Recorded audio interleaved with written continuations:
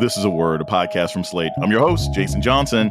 It's a classic American story. An ordinary citizen fed up with a failing government runs for office and they win. But for Patrick Braxton, the mayor of Newbern, Alabama, winning the race was just the start of his fight.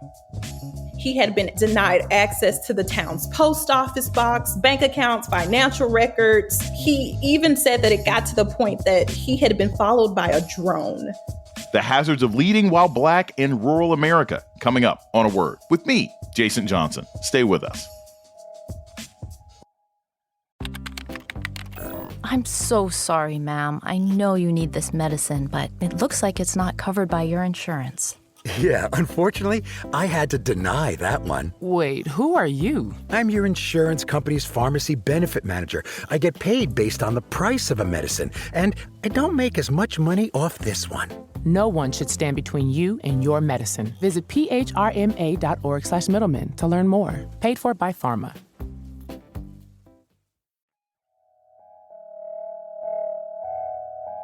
Welcome to A Word, a podcast about race and politics and everything else. I'm your host, Jason Johnson. In a small southern town, a black man sees his community suffer and decides he must do something about it. He runs for mayor and wins. The only problem is that the town's white leadership won't even let him serve.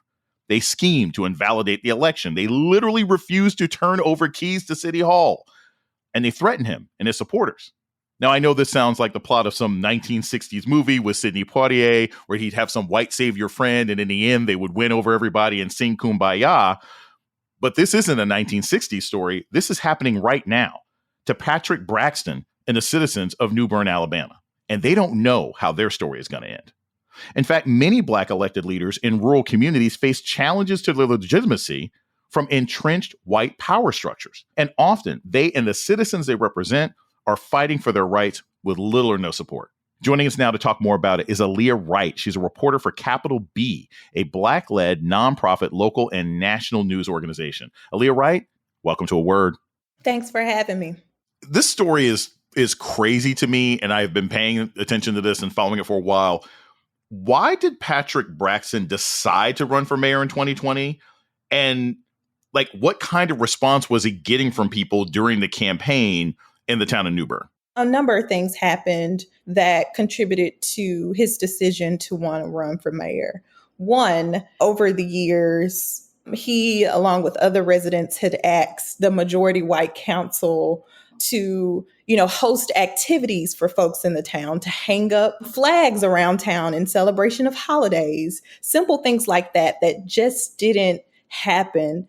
So when the pandemic happened and the federal government sent Newbern, funds to mitigate the risk for, residents to not contract the virus, instead of the council distributing, mask hygiene items to residents, they didn't do that. So Patrick had to travel to a neighboring town just to get supplies and food because of the lack of response by the majority white council. And so at that point, he decided that he was fed up and he wanted to run for mayor to, see some sort of change because nothing was happening.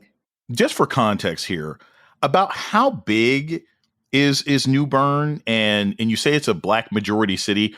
What is the black percentage of the voting population?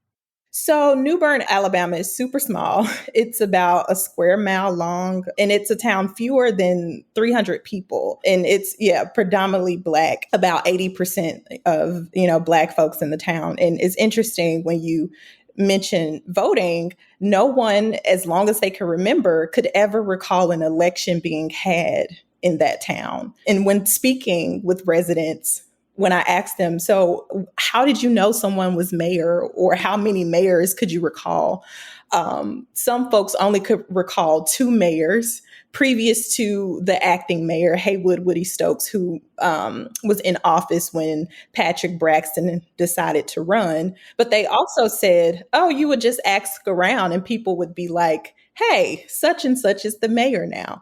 And that was one of the, I think, most significant things that struck me as I, dug into this reporting, is that no one can ever recall an election being had.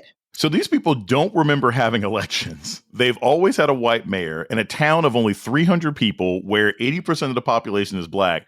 So when Patrick Braxton, when he wins and becomes mayor, how did the white leadership in the town respond? Was the city council angry with him? Did the previous mayor say bad things about him? Like, what was the immediate response of white leadership when that last ballot was counted?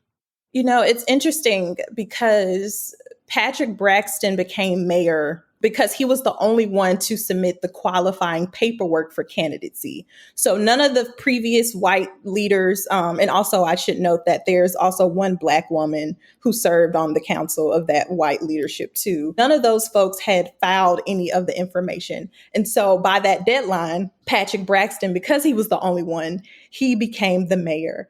And it was shortly after that, in July of 2020, that the previous white leadership had allegedly secretly held a meeting where they passed a resolution to conduct a special election in October. By then, they had submitted their qualifying information for candidacy. And because no one else knew about it, they then reappointed themselves to the town council. So while, I didn't get a chance to hear about the conversations between Patrick Braxton and Woody Stokes or any of the other previous council members, but, this action shows that they did not want him to become mayor.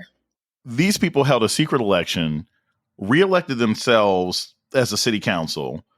What kinds of things structurally did they do to stop Braxton from doing his job? So that same year, later in that year, after Patrick Braxton selected his town council members and held his first meeting in the town hall, after that, he says the previous white mayor changed the locks to the town hall so he could not have access to the building. And after that, Mayor Braxton was able to get the locks changed. But even after that, the previous mayor came back to change the locks again. Patrick Braxton, he's also a volunteer firefighter. So he had also been locked out of the fire department. He said that he had fought fires alone. He had been denied access to the town's post office box, bank accounts, financial records. He even said that it got to the point that he had been followed by a drone.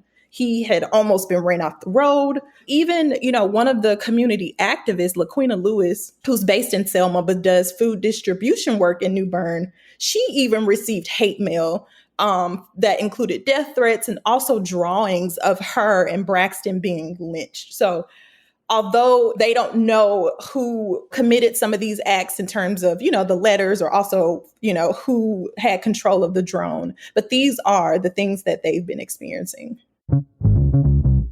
We're going to take a short break. When we come back, more on how democracy is being thwarted in rural Black communities. This is A Word with Jason Johnson. Stay tuned. This is Jason Johnson, host of A Word, Slate's podcast about race and politics and everything else. I want to take a moment to welcome our new listeners. If you've discovered A Word and like what you hear, please subscribe, rate, and review wherever you listen to podcasts. And let us know what you think by writing us at aword@slate.com. Thank you. I'm so sorry, ma'am. I know you need this medicine, but it looks like it's not covered by your insurance. Yeah, unfortunately, I had to deny that one. Wait, who are you? I'm your insurance company's pharmacy benefit manager. I get paid based on the price of a medicine, and I don't make as much money off this one. No one should stand between you and your medicine. Visit phrma.org/middleman to learn more. Paid for by Pharma.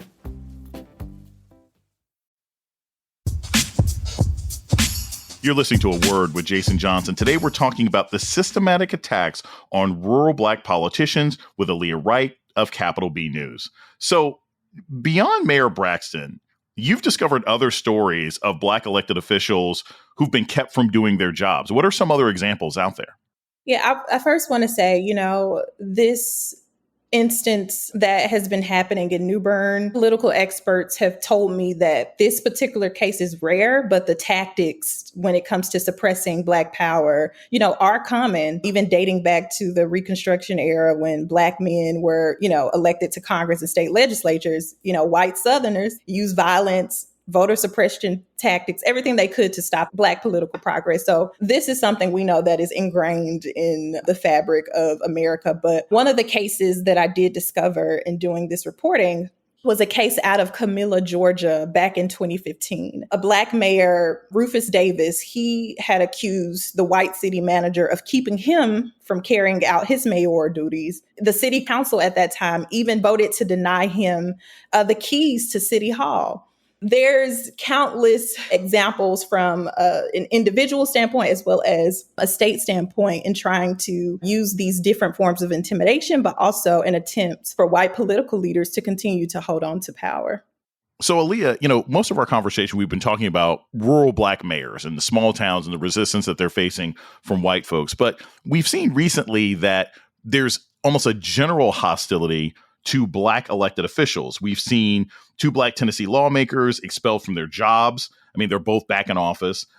We've seen the mayor of Jackson, Mississippi, deal with being undercut by the governor and the rest of the state's white power structure. You look at the mayor of St. Louis, a Black woman, where suddenly standard practices that the mayor is allowed to do with the budget and hiring and firing, suddenly the white city council members have a problem with it.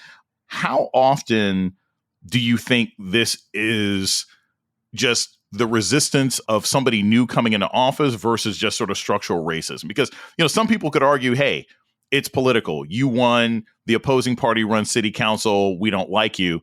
How much of this do you think is just straight racism?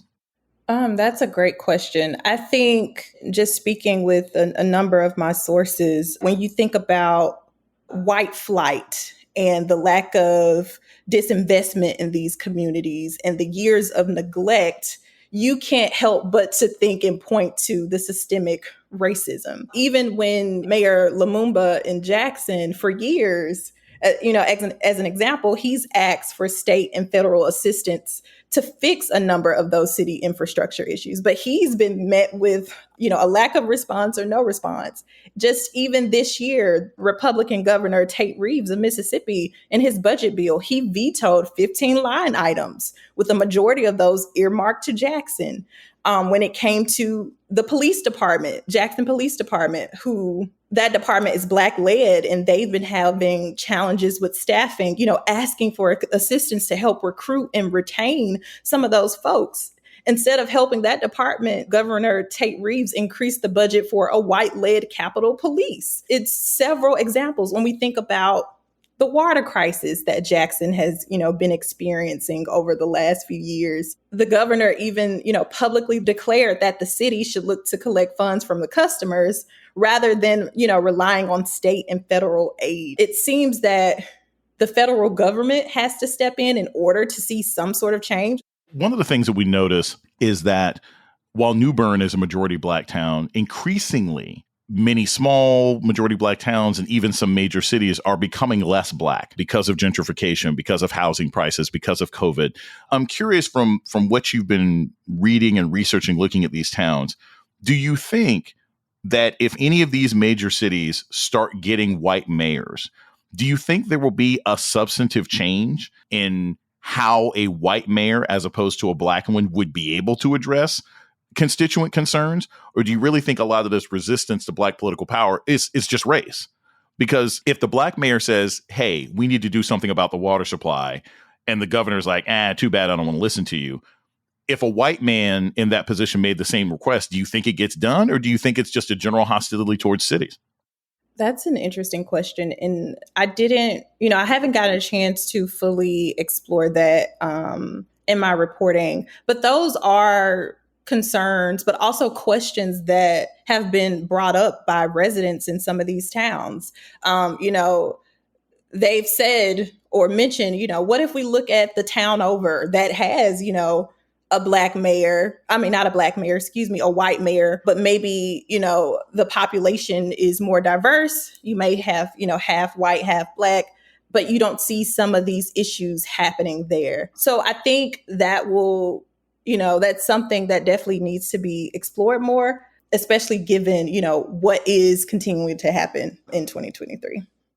What's the role of violence or the threat of violence in Newbern and some of these places? Are they getting a lot of death threats? Do they come home and find, nooses in their garages or bricks being thrown through their front doors?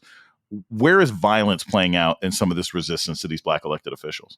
I think folks are trying to use more of, the law use their power in these positions of leadership to try to find ways to, diminish the authority or diminish the voting power of a lot of these Black folks in the town. So while I can't say, it's not happening, which I'm pretty sure it is, I just haven't seen as many cases of, that outright violence happening.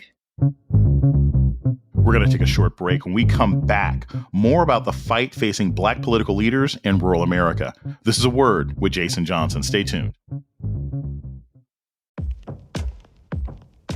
What does it mean to be Black in America? In NPR's Black Stories, Black Truths, a collection of stories as varied, nuanced, and dynamic as Black experiences, you'll hear it means everything. Search NPR Black Stories, Black Truths wherever you get your podcasts.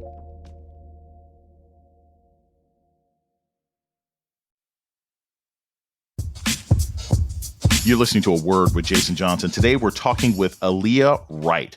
So let's turn back to Mayor Braxton's story.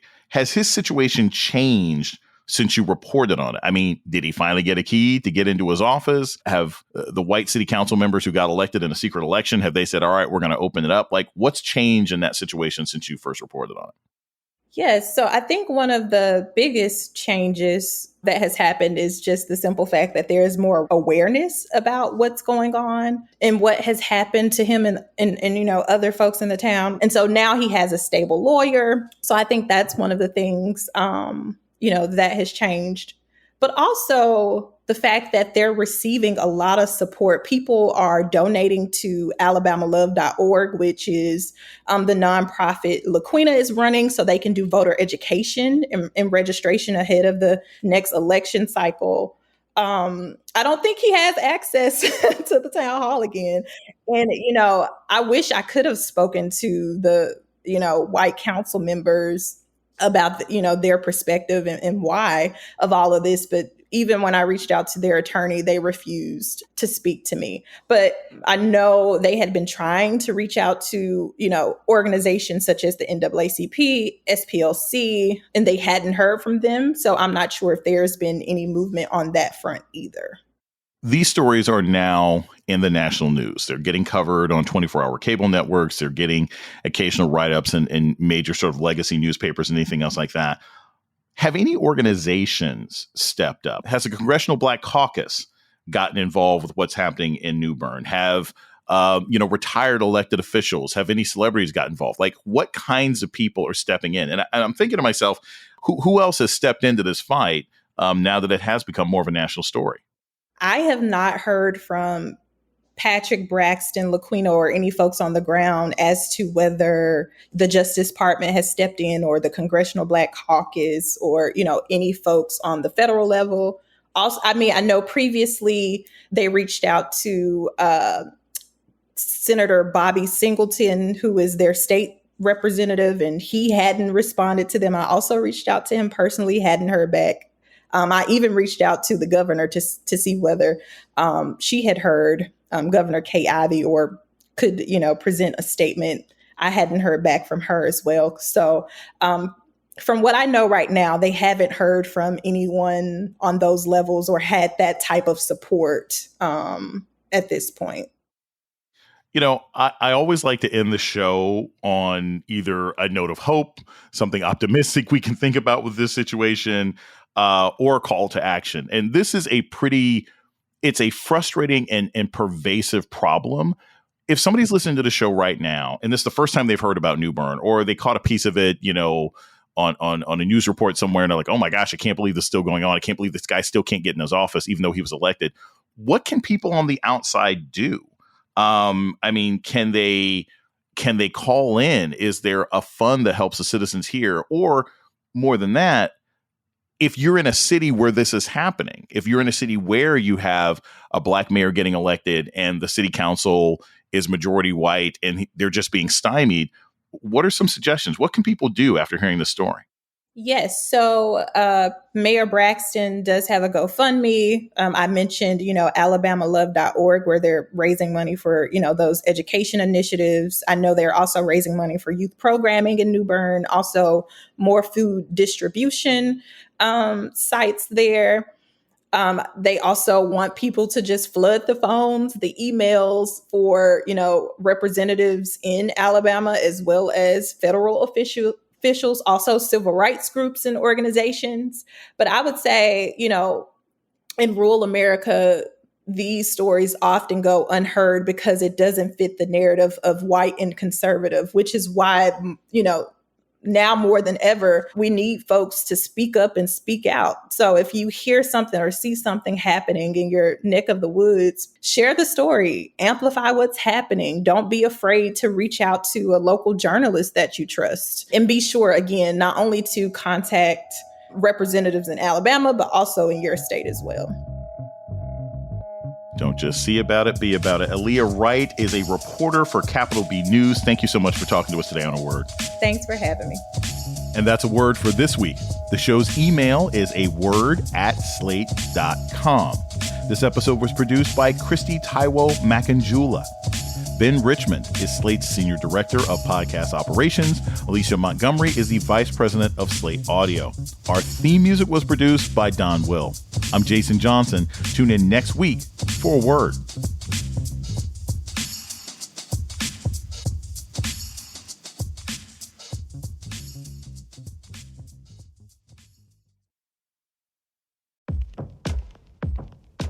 What does it mean to be Black in America?